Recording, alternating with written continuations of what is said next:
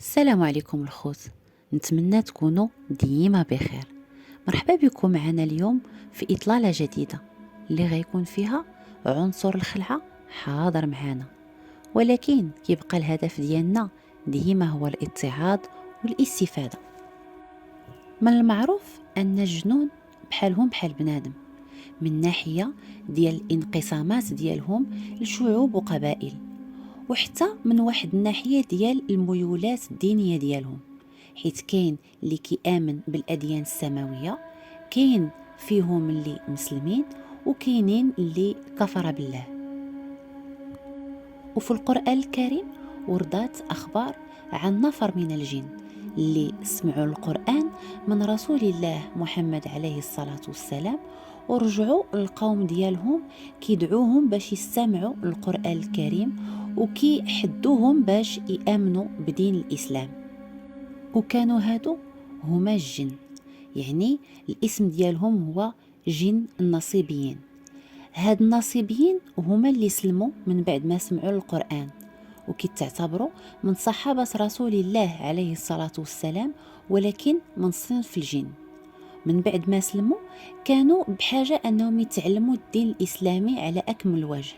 هذا علاش أمر الله سبحانه وتعالى نبيه الكريم باش يقرأ عليهم القرآن ويعلمهم الدين على أكمل وجه، ويتلقى بهم في أعالي جبال مكة. وكان جانا على لسان الصحابي عبد الله بن مسعود في واحد الرواية ديالو أنه كان كيروي الحادثة ديال استماع هاد الجن ديال النصيبيين للقرآن الكريم.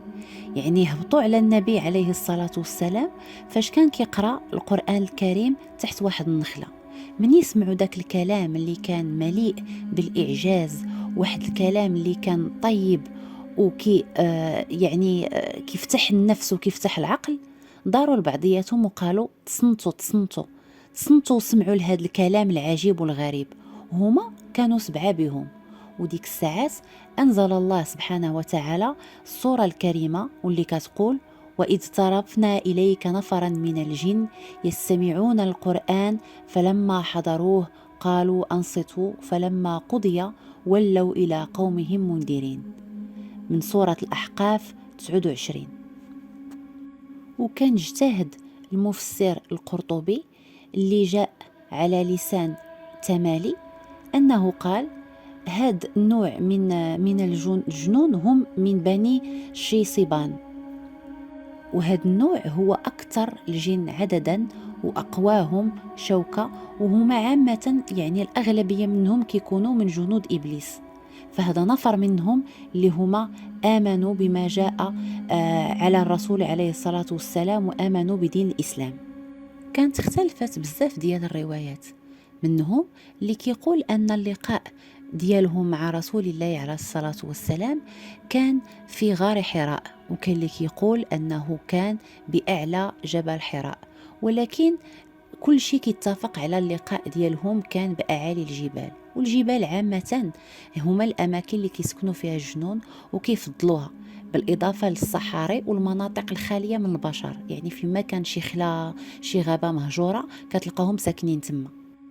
فاش وصلوا لعند رسول الله عليه الصلاة والسلام وشافهم جايين، خطط للصحابي عبد الله بن مسعود واحد الخط اللي هو كبير على شكل دائرة، وقال ليه: ما تخرجش من هذا الخط، حيت الا خرجتي منه ما غاديش تشوفني وما غاديش نشوفك إلى يوم القيامة.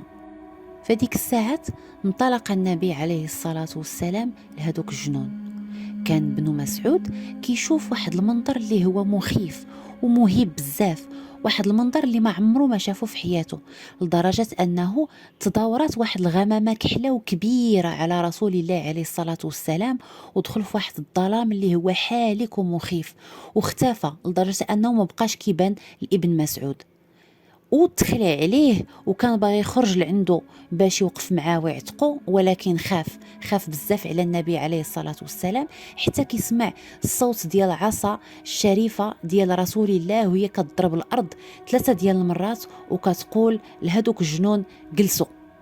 كيقول ابن مسعود في الرواية ديالو أنه من مور ما أمرهم الرسول عليه الصلاة والسلام باش يجلسوا في ديك الساعات، ولا كيشوف بزاف ديال الرجال كحل، يعني اللون ديال البشرة ديالهم سوداء، وكانوا لابسين ثياب على ثياب بيضاء بزاف، واحد البياض اللي هو ناصع، وكيمشيو وكيضربوا طبول وكيضربوا واحد وكيخرج من عندهم واحد الصوت اللي هو مخيف. وكان كيشوف في نفس الوقت واحد الكائنات كتشبه النسور كتمشي وكتجي ومدورة بالرسول عليه الصلاة والسلام. وواحد الوقيته بدا كيشوف الجنون هما كيتطايروا من كل مكان وكيتدوروا بالرسول عليه الصلاة والسلام في السماء وفي الأرض وفي جميع الأنحاء، كيتواجدوا وفي جميع الأنحاء كيقوموا بواحد الحركات اللي هي غريبة.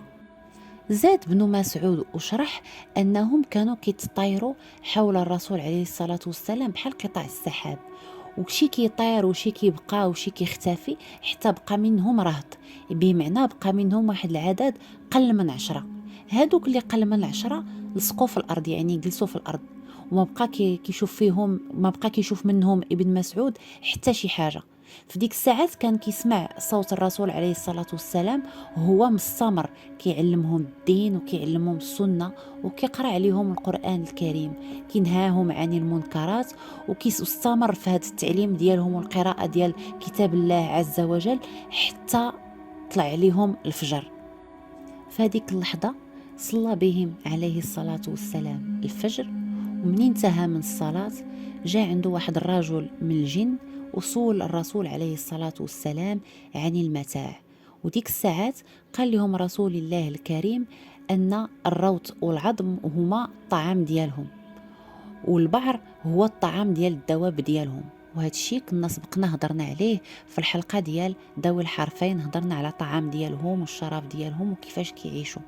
هذا علاش الرسول عليه الصلاة والسلام نهانا أننا يستنجى بالعظم أو بالروث، حيت هذا هو الطعام ديال هذوك الكائنات.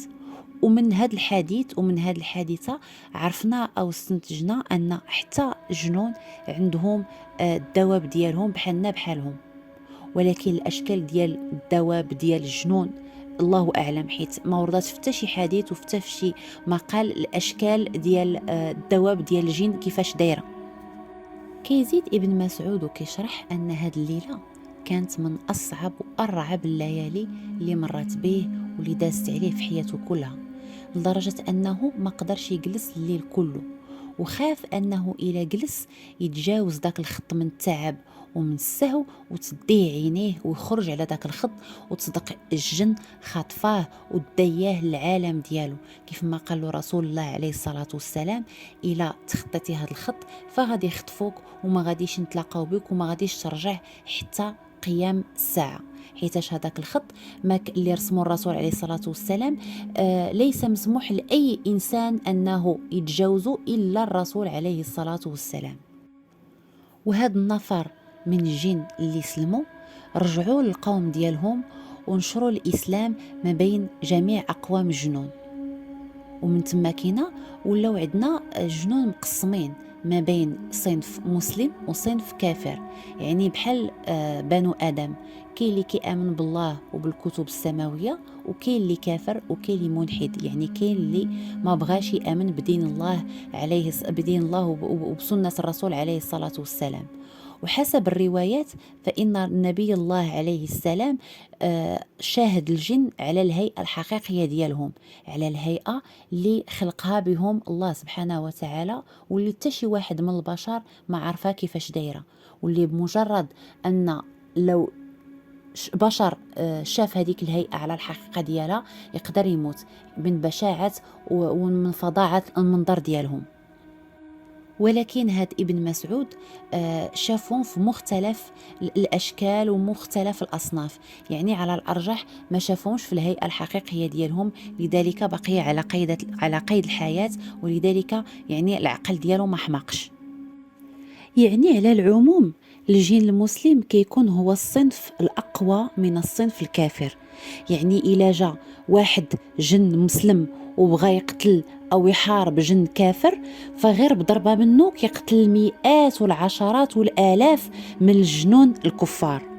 والجن المسلم ما كيقربش الانسان بتاتا وما كيأذيش، حيت حتى هما مخلوقات كتخاف من الله عز وجل وكتآمن بالرسول عليه الصلاة والسلام ديالو. وحتى من السحرة والمشعوذين ما كيقدوش يستدعيوهم، ما كيقدوش على هذا النوع من الجن. يعني ملي كيكونوا كيقوموا باعمال السحر والشعوذه ما كيجيوش هاد النوع من الجن وما كيقدوش يستدعيوهم، حيت هادوك اعمال الشر ما غاديش تصدق ليهم. هذا علاش كيتم الاستعانه بالجن الكافر، الجن الملحد او بالمرضى. وهذا الشيء غادي نهضروا عليه ان شاء الله في حلقات خاصه، وغنهضروا على كل صنف من هاد الاصناف. كنشكركم على حسن الاستماع، وكنطلب من المستمعين ديالنا المزيد من اللايكات والمزيد من الاشتراك. هذا الشيء كيحفزني باش نزيد نعطي اكثر، وغيزيد من الدعم ديال القناه، وغادي يمكننا باش نزيدوا نكبروا ونطلعوا كاملين. وغنختم وغنقول كيف ما كنقول دائما: ما كان غير الله والمعبود الله. خليتكم على خير والسلام عليكم.